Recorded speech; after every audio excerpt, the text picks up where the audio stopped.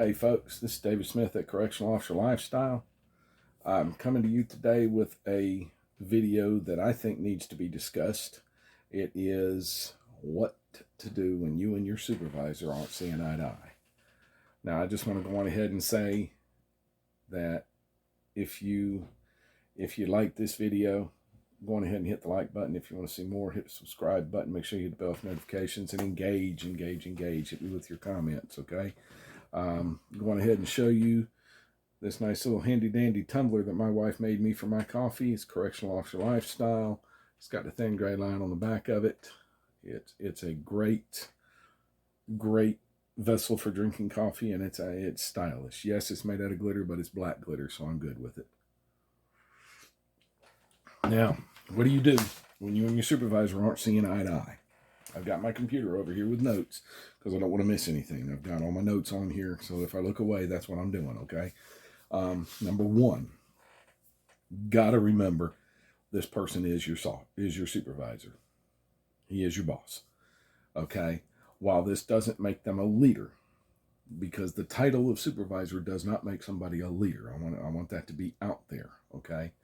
It does make them your supervisor. They're in charge of your area.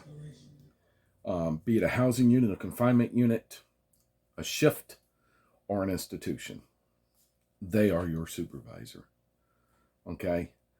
Second thing I've got on my list is respecting the person behind the title is really not all that important. It helps, but it's not all that important. That person needs to earn your respect. Make no mistake. However, the title that they carry automatically deserves your respect. So, let's say you and your sergeant have two completely different ways of doing things. Okay, you don't like this dude as a person for whatever reason.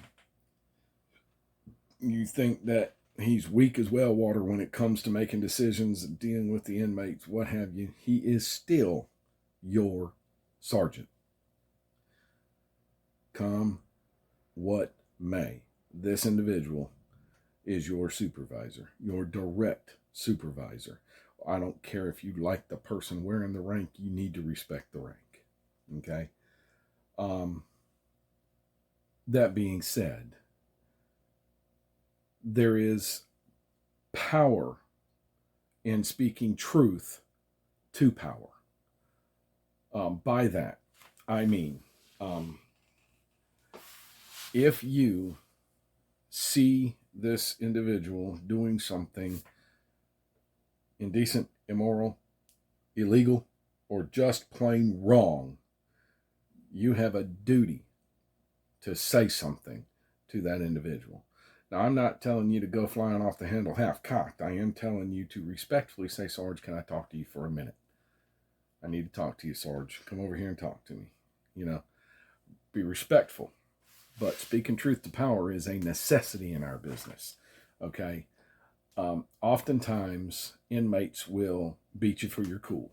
That is a term that is used throughout my institution. Don't let an inmate beat you for your cool. That's don't let an inmate get in your feelings. Don't let an inmate hurt your feelings. Don't let an inmate get under your skin to the point where you are no longer making rational decisions. That's an inmate beating you for your cool. And if you are a supervisor and an inmate's done beat you for your cool, and one of your subordinates comes up to you, puts a hand on your shoulder, says, hey man, can I talk to you for a minute? Go talk to them. All right? Go talk to them. Because at that point in time, they might not like or respect you, but they are respecting your rank and your title. Okay?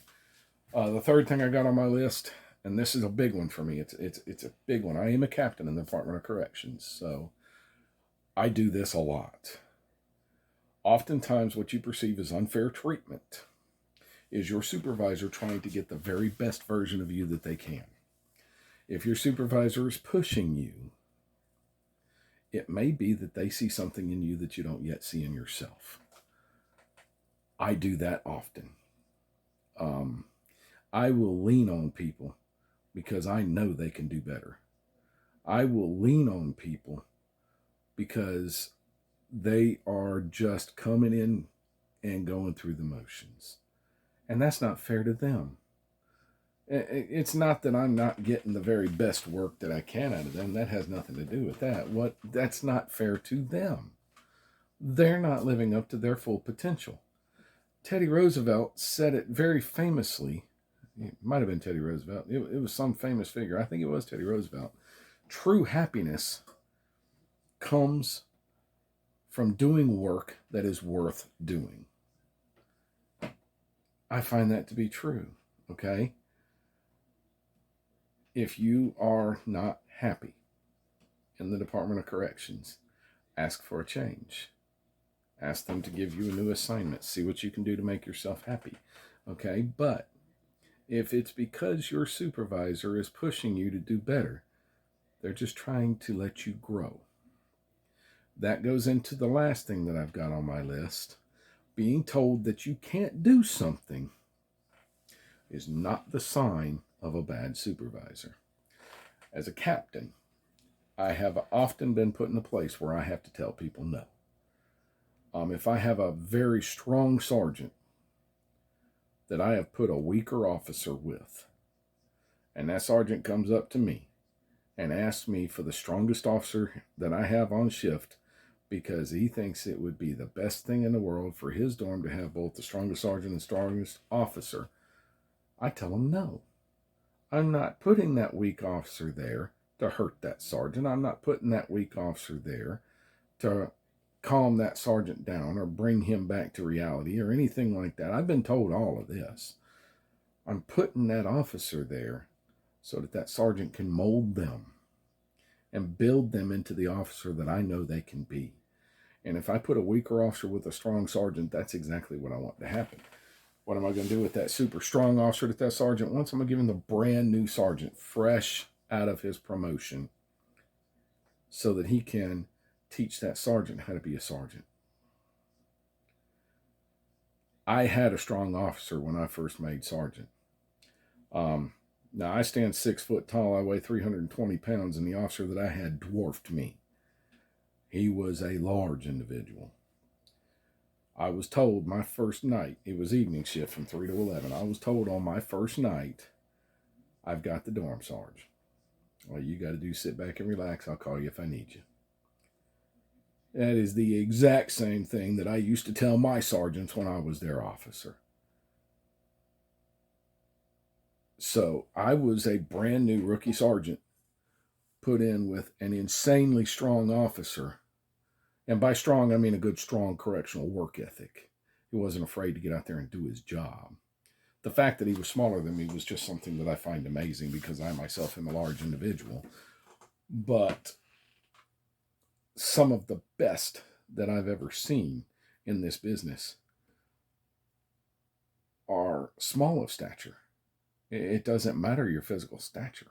What matters is what's between your ears and what's beating behind your rib cage. It's your mind and your heart. That's what makes a real strong correctional officer.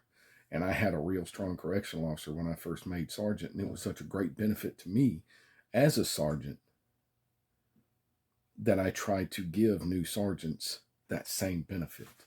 Give them that super strong officer, that really good work ethic officer, so they can work on becoming the supervisor that I need them to be. Okay? If you are not seeing eye to eye with your supervisor, keep in mind it might just be because they want you to be better than what you currently are. You might be 100% on base, though. Your supervisor just might not like you.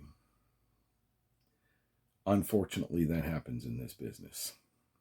I don't like it. I'm not going to like it. I'm not going to sit here and pretend that I like it. I've had a supervisor that just didn't like me. I stuck it through. He no longer works for the department. I do. So, a bad supervisor that you're not seeing eye to eye with will eventually either leave or promote. One of those two will happen. Okay? I have found that supervisors that I couldn't get along with weren't long for being around me. Just go to work every day. Do your job every day. Do the very best that you can to the very best of your abilities. Try to improve. Ask that supervisor to give you the opportunities to improve. And do what you can to wait out the storm. As always, we have an employee assistance program for people that are having difficulties coping with supervisors. That is one of the things that the counseling will help with. In my career, I have gone to see a counselor because the supervisor that I had was driving me batty, driving me nuts. Come to find out, the counselor showed me that the third thing I mentioned on my list is why. You perceive as unfair treatment as your supervisor pushing you to get the very best version of you that they can get. It's not for them. It's for you. It's for you. All right. That's all I got for this video, folks. That is everything I've got for this video. There is no place for domestic violence in this world. If you are a victim or you know a victim, 1-800-799-SAFE. 1-800-799-SAFE, 7233. That is the domestic violence hotline. There are people at the other end of that phone call that have the tools, abilities, and resources to help the victims of domestic violence. If you know the aggressor in the domestic violence incident, say something to somebody. The worst thing you can say is nothing. And if you are the aggressor in a domestic violence situation, there's help for you too. The first thing you got to do is ask for it. Second thing you got to do, or the first thing you got to do is realize you need it. The second thing you got to do is ask for it. Sorry, I got that backwards. If you liked the video, make sure you hit the like button, hit subscribe, hit the bell for notification when I post new videos, and engage with me. Hit me in the comments, okay? If you have had dealings with a supervisor that's not doing right, or you're not seeing eye to eye with them, I ask you to keep things professional.